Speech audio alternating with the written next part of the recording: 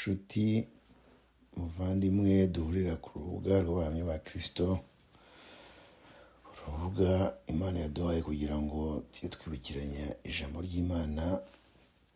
Nongeye kukwakira ngusaba imigisha y'Imana. Uyu mwanya tugiye kumarana turebera hamwe icyigisho gifite umutwe uvuga ngo amahirwe yo kubyarwa ubwa kabiri. Iki cyigisho kidufashe twese tumenye impamvu Yesu yavuze aya magambo, tumenye n'amahirwe tugira iyo tubyakiriye tukizera ibyo umwami wacu Yesu Kristo adusaba. Abanyarwanda baca umugani mwiza ngo icyifuzo cy'umukuru kiba ari itegeko, icyifuzo cy'umubyeyi kiba ari itegeko. Yesu yabitubwiye ashaka gutsindagira yuko ari ikintu nyamukuru kigomba gukorwa, kuko utabyaho ubwa kabiri hari ingorane nyinshi ngo tugiye kubireba. Reka mbere ko twinjira muri iki cyigisho cy'uyu munsi twicishe bugufi dusenge. Urakoze Mana idukunda ituyaheraho mu ijuru, Mana yadukunze kera mbere yuko turemwa, yadukunze imaze kuturema igihe abakurambere bacu bamaze gucumura, icyaha cyinjiye mu isi. Wemeye kohereza umwana wawe Yesu Kristo, umwana w'ikinege, kugira ngo aze muri iyi si atubature ububata bw'umwanzi, atanga igisubizo cy'ikibazo gikomeye cyane cyari cyabaye hagati yacu nawe Data. Yemera kuduhuza, duhuzwa nawe mu rupfu rwe, duhuzwa nawe mu rupfu rw'umwana wawe Yesu Kristo. Ndagushimiye Imana rwose ibyo wadukoreye. Ngaho mvuga utagamukwanye muri uyu mwanya twumva ibyo Yesu yatubwiye birebana no kubyarwa ubwa kabiri. Dufashe Mana, Umwuka wera atuyobore, atubashe kumva ibyo ushaka ko tumenye muri uyu munsi. Twumve dushidikanya yuko ibyo ushaka ko dukora ari byatubasha kubana nawe iteka n'iteka. Ko Mana ndagusabye mwiringiye twese biduhere ubuntu mu izina ry'umwana wa Yesu Kristo, amen. Amahirwe yo kubyarwa ubwa kabiri. Nyuma y'uko abakurambere bacu Adamu na Eva binjiza ikintu kitari gisanzwe mu murima wa Edeni, binjijemo ikintu cy'urupfu, kuko bamaze gucumura ikintu cy'urupfu cyinjiye mu murima wa Edeni kitari cyarateganijwe. Ariko amahirwe dufite ni uko urukundo rw'Imana rutarondoreka rwakoze ikintu gikomeye cyane, kohereza Yesu kugira ngo aze amakosa yakozwe aze yakosore ku mugaragaro, Satani atsindwe burundu, ubwo Yesu yemera kujya ku musaraba agapfa, kugira ngo abamwizera bose tubashe kubona ubugingo buhoraho, tubashe kugira kwiyunga n'Imana. N'Imana yunze natwe, ntabwo ari twebwe. N'Imana yafashe iya mbere kugira ngo twiyunge nayo. Hagati yacu n'Imana hari umworera, ntabwo twashobora kongera guhura na gato, kubera ko icyaha cyari cyaradutandukanije nawe. Icyaha ni ikintu kibi cyane, icyaha gitandukanye n'Imana.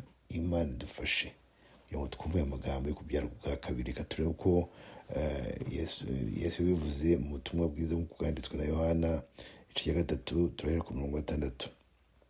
Yaravuze ati, igihe Nikodemu yari yagiye kumureba nijoro ashaka kumenya neza uwo ari we, Yesu yaramubwiye ati, ikibyarwa n'umubiri nacyo ni umubiri, n'ikibyarwa n'umwuka nacyo ni umwuka. Witangazwa nuko nkubwiye yuko bikwiriye kubyarwa ubwa kabiri. Ntibyagutangaza kuko ni icyifuzo cy'umubyeyi atsindagira yuko Adamu wa mbere yakoze ikintu Imana itashakaga. Ariko noneho kugira ngo ikibazo cyavutse Adamu yacumuye kirangire, nuko twagomba kubyarwa ubwa kabiri. Tubyarwa n'ababyeyi bacu, ariko kubyarwa ubwa kabiri ni ikintu kwakira Imana kugira ngo noneho ufate umwanzuro uvuga uti nemeye kwakira umwuka w'Imana ngo abe muri jyewe, ambashije kumva ko nduwe koko. Reka turi amasomo atsindagira aya mahirwe bavandimwe, kuko ibyo Yesu yatubwiye ni ibintu bifite ishingiro rikomeye.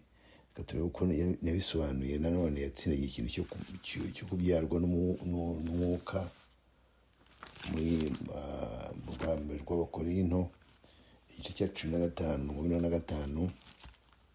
mbere rw'Abakorinto amagambo Pawulo yanditse igice cya 15:45,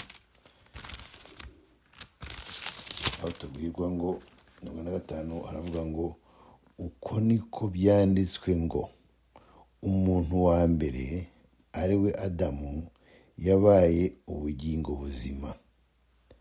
We yabaye ubugingo buzima bigenze bite? Ari uko umwuka w'Imana amuhumekewemo. Naho Adamu wa nyuma ari we Yesu Kristo yabaye umwuka utanga ubugingo.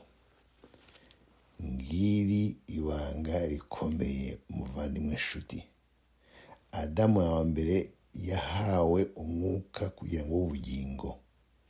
Adamu wa kabiri we Yesu Kristo we ni umwuka utanga ubugingo. Umwuka utanga ubugingo niwe uduha ubugingo. Niba tumufite, niba waramwakiriye, ufite ubugingo uhoraho. Muvandimwe nshuti, ahantu humve. Adamu wa mbere yahawe, Adamu wa kabiri aratanga. Adamu wa kabiri ni ukugira ngo byara bwa kabiri. Amahirwe ya mbere ni uko nshuti, iyo umwemeye ukamwakira akaba muri wowe nawe ukaba muri we, ukazirikana cyane cyane uwamutumye uwo ari we, Data wa twese, ukanizera ibyo uwatumwe ari we Yesu Kristo utanga ubugingo, umwuka utanga ubugingo, uba ufite ubugingo buhoraho. Ngiryo ihame rikomeye ugomba gutekerezaho kugira ngo wumve yuko Yesu atubwira ari ibintu bifite ishingiro. Utamufite nta kiba ufite. Yabyivugira inshuro nyinshi. Mutafite ntacyo mushobora gukora, ariko mufite byose. Reka dukomeze tureba andi masomo atsindagira ibyo byo kubyara kukakira amahirwe yabyo. Mu rwanda rwa Yohana, Yohana wundi inshuti ya Yesu dukunda kuvuga buri gihe cyose, kandi ko nuko ni inshuti ya Yesu. Ikimenyimenyi Yesu ari ku musaraba yamubwiye ati, Yohana uzamenye umubyeyi wanjye. Yamukundaga cyane, barakundanaga. Rwa n'igice cya 20, twumve uko Yohana nawe atsindagira ibyo Yesu yavuze. Ati, nyamara mwebweho mwasizwe n'uwera, kandi muri byose twasizwe, onction, twasizwe n'uwera, twahawe twashyizweho amavuta, twabyita gushyiraho amavuta yera, y'uwera. Ngiri nkuko byari bwa kabiri mu yandi magambo, twarabyawe mu buryo bw'umwuka, twasizwe n'uwera. Nta wundi wera, ni Data wa twese, ni Umwana. Twarasizwe rero. Twasizwe iki rero?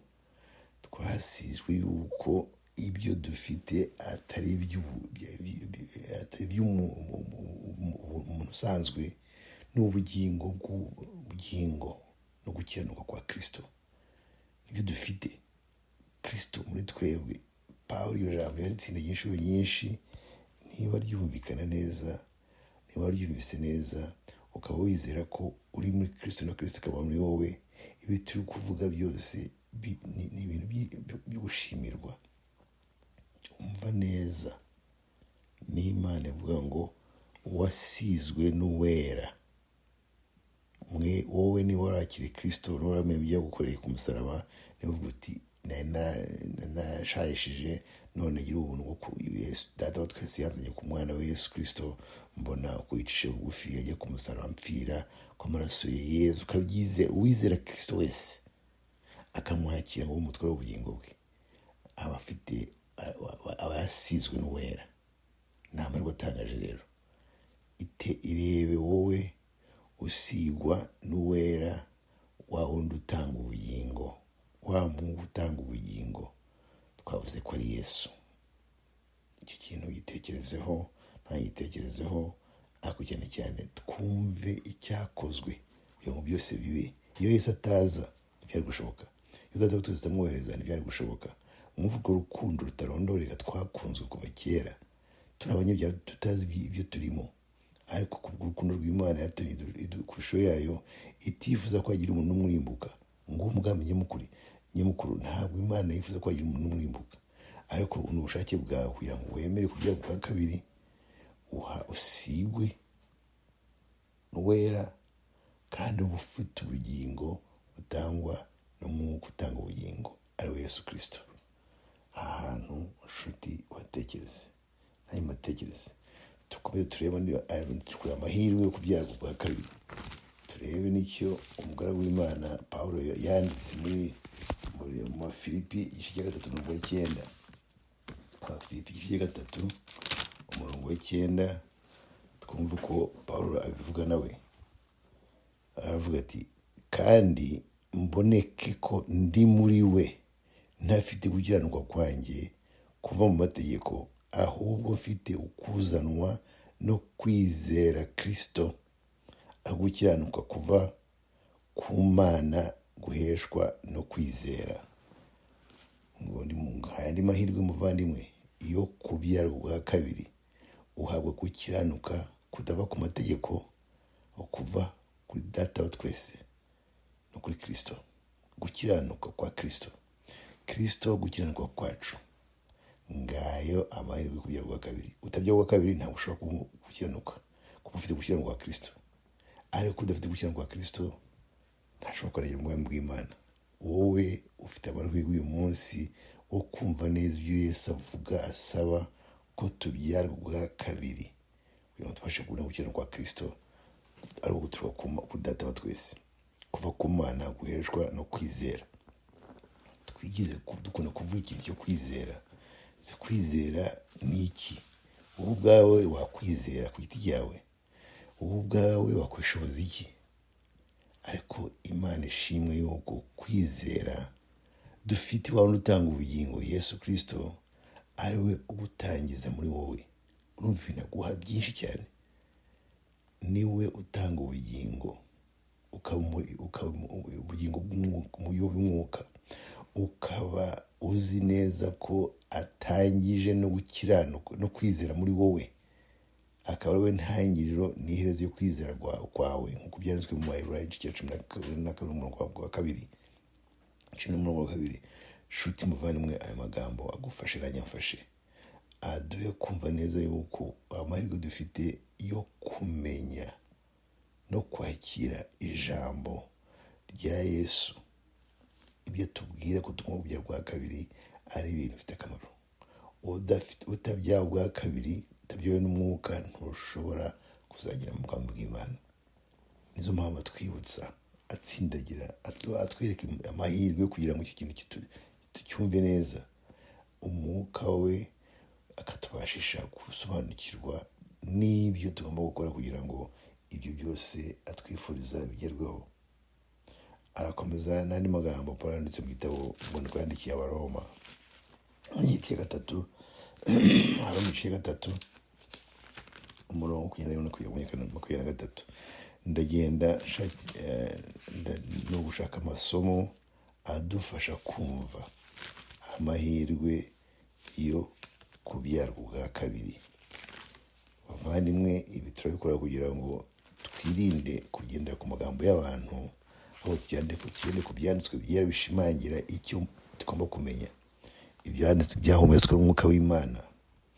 3:21 haravuga ngo, ariko noneho hari gukiranuka kw'Imana kwahishuwe, kudaheshwa n'amategeko, nubwo amategeko n'ibyahanuwe ari byo biguhamya. 22, niko gukiranuka kw'Imana abizeye bose baheshwa no kwizera. gukiranuka kw'Imana duheshwa no kwizera. Nshuti, urizera? Nshuti, wemeye kubyarwa bwa kabiri? Nshuti, urumva aya mahirwe y'ibyo ubona iyo wemeye kubyarwa bwa kabiri? Kubyarwa n'umwuka. Icyabyawe n'umwuka ni umwuka. Imana ni umwuka, tuyisenga mu buryo bw'umwuka. Nshuti, sobanukirwa neza, twumvire amagambo akurikiyeho. Ariko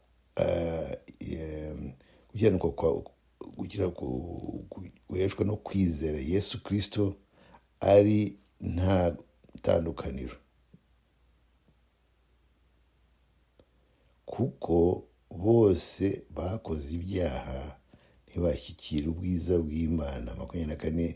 Ahubwo batsindishirizwa n'ubuntu bwayo ibahereye ubusa kubwo gucungurwa kubonerwa muri Yesu Kristo. Yesu Kristo ni igisubizo cy'ibibazo byinshi. Yesu Kristo ntacyo atakoze. Kuba yaremeye kuducungura, akadutsindishiriza, tukabona kubyarwa bwa kabiri, akaduha ubugingo. Ni umwuka utanga ubugingo. Ntabwo ni Adamu wahawe ubugingo, ahubwo we atanga ubugingo. Tukaba turi abana be, dufite gukiranuka kwe. Aho hantu muri iyo pica ikomeye yerekana amahirwe yo kubyarwa bwa kabiri. Igikomeye kirimo ni iki? Nta na kimwe. Uruhare rwawe ni uruhe? Ni ukwemera ukizera. Ukizera ubashishijwe n'ukurimo uwo ari we Yesu Kristo. Umwuka ukurimo akakubasha kuri ibyo ngibyo, akabasha kwizera ko wagira ubwo buntu, akabasha ko ufite gukiranuka kwa Kristo, gukiranuka kw'Imana. Nshuti, aya mahirwe dufite, nawe yumve, yazirikane, kugira ngo nawe uzageze ku bandi, wumve amahirwe kugira ngo babyare ubwa kabiri, ko nta kintu kivunanye kirimo uretse gufata umwanzuro ubashishwe n'umwuka Imana yaguhaye, kugira ngo wowe ugere kuri iyo ntego uyobowe n'umwuka w'Imana. Reka turinde ku isomo riboneka mu Baroma 8:20. Turagirizaho twitekerezaho neza. Tumaze tukanya tuganira ibyerekeranye n'amahirwe yo kubyarwa bwa kabiri. Reka twumve rero ko Pawulo abishimangira 20 ikurikiraho. Umurongo wa 8, igice cya 8, umurongo wa 16-17 baravuga ngo umwuka w'Imana ubwe ahamanya n'umwuka wacu yuko turi abana b'Imana. Iyo ubyawe bwa kabiri, nshuti, ubaye umwuka w'Imana. Ugihamya ninde? Ni umwuka Imana yaguhaye, ni umwuka wawe uvuga ko, ukwizeza ko, uhamiriza yuko uri umwana w'Imana. Ngibyo ikintu gishimishije ibindi byose, kuruta ibindi byose, kuba ufite iyo titre kuri umwana w'Imana, ubihamirijwe n'umwuka w'Imana, kuko wiyemeje kubyarwa bwa kabiri, wiyemeje kwemerera Yesu ngo abe mu bugingo bwawe, wiyemeje kugira kwizera kuguhesha gukiranuka kw'Imana. Ibyo byose ni ibintu Imana idufashamo, ariko dufate igihe dutekereze ngo tuyishimire. Shimira Imana yuko yakwemereye ku mwana wayo. Umbwire indi titire ikomeye muri iyi si yariyo. Murebe abategetsi bo mu isi, abana babo ukuntu bafashwe neza, ukuntu babarinzwe. Noneho wirebe wowe uri umwana w'Imana, uteka perezida bose, ufite imbaraga zose, ufite ubwenge bwose, ufite byose, utegeka byose. Dufite abaperezida bafite ababarinda, abana babo bafite ababarinda. Natwe dufite uturinda, umumarayika umwe utugira natwe buri gihe cyose, uturinda. Aho hantu uhumve nshuti. 17 baravuga ngo kandi ubwo turi abana bayo, turi n'abaragwa, ndetse turabaraganwa, abaragwa b'Imana, turabaraganwa na Kristo, niba tubabarana nawe, ngo duhanwe ubwiza nawe. Amagambo arakomeye. Turabaragwa. Tuzaragwa iki? Iyo umubyeyi ageze mu zabukuru, hari ibintu araga abana be, akavuga ati abana banjye mbahaye ibi ngibi. Nimurebe umwana w'Imana umurage afite. Wibone uri imbere ya data n'umwana we mu ijuru. Wibone ufite ibyangombwa byose ukeneye, ntacyo ubuze. Uri ahantu heza cyane, ahantu Imana yaguteguriye, ahantu amaso atigeze abona, amaso atigeze yumva, ahantu hateguriwe abana b'Imana, abana bemeye kubyara ubwa kabiri, abana bemeye kwakira Yesu, abana bafite gukiranuka kwa Kristo no gukiranuka kw'Imana, abana bazi ko ise ashobora byose. Aho hantu hatekereze.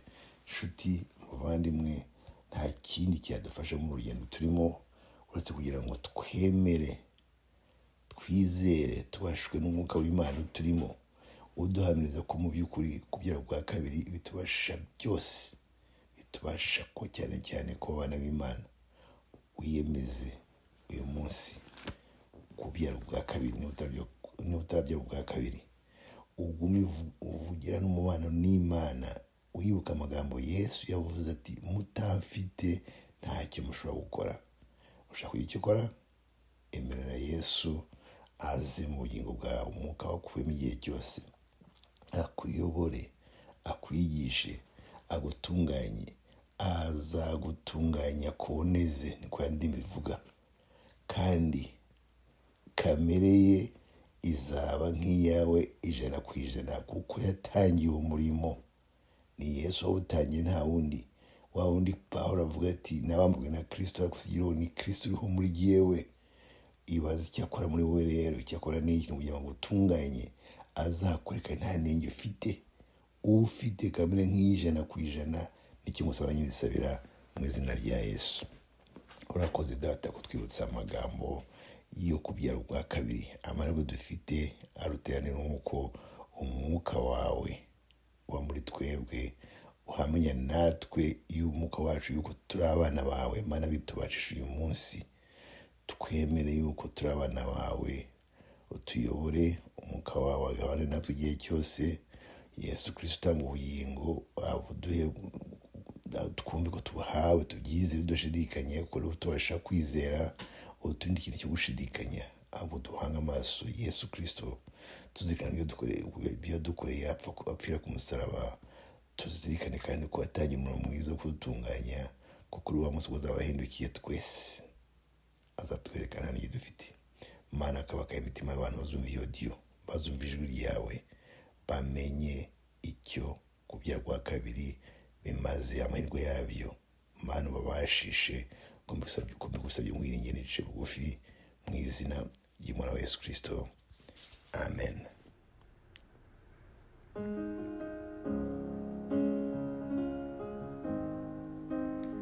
Murakoze inshuti bavandimwe, mumaze kumva iyi miburo ibagezwaho n'urubuga rw'abahamya ba Kristo.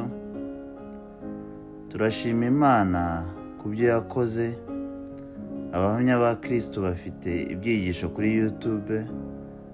Washyira mu ishakiro ugashakisha abahamya ba Kristo podcast, ndetse wareba kuri Spotify, X, Instagram na Facebook, ndetse n'indi miyoboro itandukanye. Duharanire twese kuba mu ruhande rwa Yesu Kristo muri uno mwaka wa 2025, tuva mu byaha kandi tumwitegura kuko ari hafi kugaruka. Reba ku isi hose haratwereka ibimenyetso ko ari hafi kuza. Duhitemo Yesu bikiri none, kuko ejo atari ahacu. Ushaka kutwandikira, wajya ku rubuga www.abahamyabakristo.org, email abahamyakristo www.uwase@gmail.com. Kuri telefoni ni uguteranya 1 7 1 7 8 5 6 6 7 9 7. Abahamya ba Kristo twishimira abatubaza ibibazo cyangwa abaduha ibitekerezo. Musangize inshuti n'abavandimwe. Uwiteka akomeze abahaze ibyiza, mukomeze mugire ubuzima buzira umuze, kandi mukomeze mwamamaze ibya Yesu.